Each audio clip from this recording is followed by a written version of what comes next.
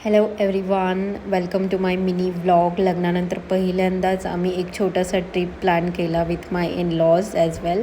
So हा trip होता Palm Nest फार्मला, जिथे आम्ही सगळे मिळून गेले. सो सकाळी निघताना पप्पांनी आणि वैदूने मस्तपैकी देवाची पूजा केली आणि इथून आमची व्लॉगची सुरुवात झालेली आहे. जाताना ऑन द वे आम्ही गाडीत खूप मस्ती केली.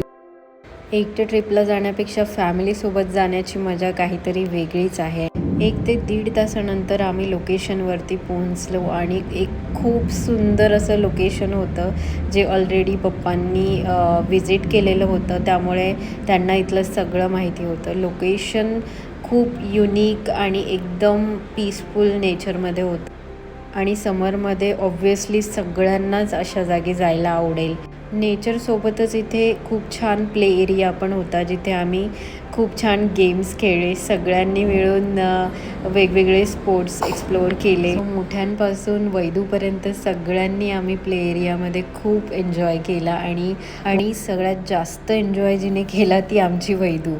त्यानंतर आम्ही आलो लंच हॉलमध्ये, जिथे खूपशा व्हेरायटी ठेवलेल्या, व्हेज नॉनव्हेज.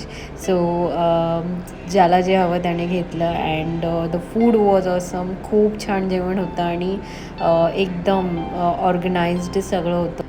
आम्ही दोघांनी पण खूप छान क्वालिटी टाईम स्पेंड केला ह्या ट्रिपमध्ये. आणि इथे पाहू शकता तुम्ही, या प्रकारे आमचे स्टेच्या रूम्स होत्या, ज्या खूपच सुंदर आणि वेल ऑर्गनाइज्ड होत्या. And then comes the beautiful location, obviously the swimming pool, जो या रिसॉर्टमध्ये होता. आणि ॲज यू नो, समरमध्ये स्विमिंग पूलची मजा काहीतरी वेगळीच असते.